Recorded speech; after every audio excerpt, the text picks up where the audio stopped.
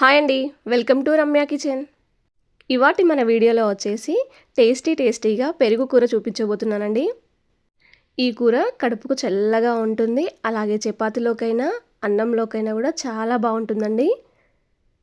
ఈ సమ్మర్లో ఈ పెరుగుతో ఇలా కూర చేసుకొని తింటే కూడా చాలా బాగుంటుందండి. చలవ చేస్తుంది కూడా ఒంటికి కూడా మనకు. సమ్మర్లో ది బెస్ట్ అని చెప్పొచ్చండి. ఫస్ట్ ఒక బౌల్ తీసుకొని 1 కప్పు వరకు పెరుగు తీసుకోండి. పెరుగు అనేది పుల్లగా ఉండద్దండి. మనం రెగ్యులర్గా యూజ్ చేసే పెరుగు తీసుకోండి. పెరుగు కప్పులో కొద్దిగా వాటర్ పోసి దీంట్లో పోసానండి. మరీ ఎక్కువగా వాటర్ అయితే పోసుకోకండి. ఇప్పుడు పప్పు గుద్దే కర్రతో కానీ లేదంటే ఇలా విస్కర్తో కానీ ఉండలు లేకుండా కలుపుకోండి. మీకు పప్పు గుద్దే కర్రతో కూడా చేసుకున్నా కూడా ఉండలు లేకుండా వస్తుందండి మనకు. లేదంటే లేవంటే స్పూన్తో కూడా గిలకొట్టినా కూడా ఉండలు లేకుండా చేసుకుంటే సరిపోతుందండి. కాకపోతే కొంచెం టైం ఎక్కువగా పడుతుంది మనకు. నేనైతే ఇలా విస్కర్తో చేస్తున్నానండి. నాకు 1 నిమిషం పాటు పట్టిందండి. స్పూన్తో చేస్తే ఒక 3 నిమిషాల పాటు టైం పడుతుందండి అంతే. చూడండి వీడియోలో చూపించినట్టుగా అలా థిక్నెస్ అనేది రావాలండి. ఇప్పుడు దీంట్లోకి 1 టీ గ్లాస్ వరకు కాచి చల్లార్చిన పాలు తీసుకుంటున్నానండి. పాలు కూడా ఒకేసారి పోయకుండా దీంట్లో కొద్దిగా పోసుకుంటూ విస్కర్తో కలుపుకుంటున్నానండి నేను. ఇలా కొద్దిగా పోయడం వలన పాలు అనేది పూర్తిగా కలిసిపోతాయండి మనకు పెరుగులో. ఇలా పాలు పోయడం వలన కూడా టేస్ట్ అనేది చాలా బాగుంటుందండి పెరుగు కూర. ఇప్పుడు దీన్ని ఒక 5 నిమిషాల పాటు పక్కన పెట్టేసేయండి. నేను 1 కప్పు వరకు పెరుగు తీసుకున్నానండి. దానికి తగ్గట్టుగా 2 ఉల్లిపాయలు తీసుకున్నాను. మీరు ఇంకో కప్పు తీసుకుంటే దానికి తగ్గట్టుగా 4 ఉల్లిపాయలు తీసుకోండి. ఉల్లిపాయలు కూడా ఇలా పొడుగ్గా కట్ చేసుకోవాలండి. ఉల్లిపాయలు చేత్తోనే ఇలా విడగొట్టండి. మనకు పొడిగా ఉంటాయండి. ఇలా విడగొట్టడం వలన పెరుగు కూరలోకి ఇలా చాలా బాగుంటాయండి ఈ ఉల్లిపాయలు అనేది. ఇప్పుడు ఒక కడాయి పెట్టేసుకోండి. దాంట్లోకి 2 టేబుల్ స్పూన్ల వరకు ఆయిల్ వేసుకోండి. ఆయిల్ మరీ ఎక్కువగా ఏం పట్టదండి, కొంచెం తక్కువగానే పడుతుంది దీంట్లోకి. ఒక 1 టేబుల్ స్పూన్ వరకు జీలకర్ర వేసుకోండి. ఆయిల్ హీట్ అయిన తర్వాత 1/2 టీ స్పూన్ వరకు ఆవాలు వేసుకోండి దీంట్లోకి.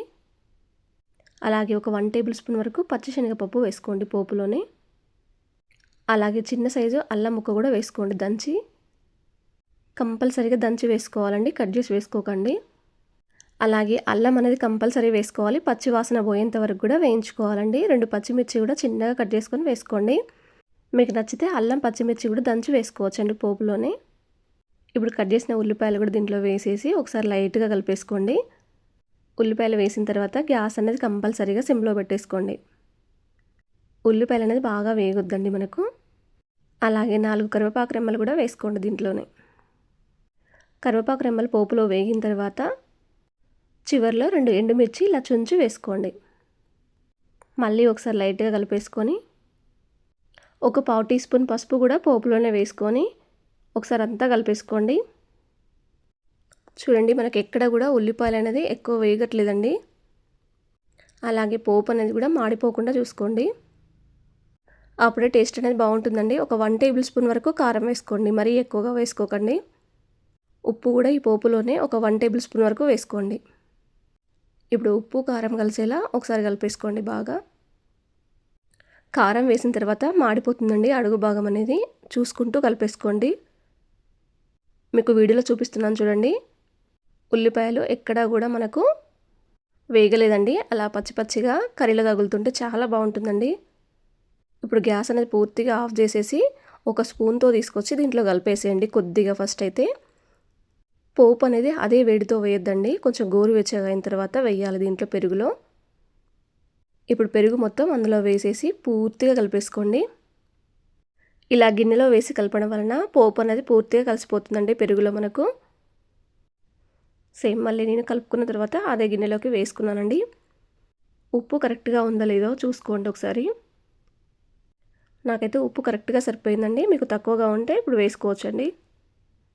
మీకు ఎప్పుడైనా వంట చేసే ఓపిక లేకపోతే ఇలా ట్రై చేయండి. 5 నిమిషాల్లో మనకు పెరుగు కూర అనేది తయారైపోతుందండి. టేస్ట్ కూడా చాలా బాగుంటుంది. ఈ వీడియో మీకు నచ్చినట్టయితే మీ ఫ్రెండ్స్కి రిలేషన్కి షేర్ చేయండి. ఒకవేళ మీరు ఈ రెసిపీ ట్రై చేస్తే ఎలా వచ్చిందో నాతో షేర్ చేసుకోవడం మాత్రం మర్చిపోవద్దండి.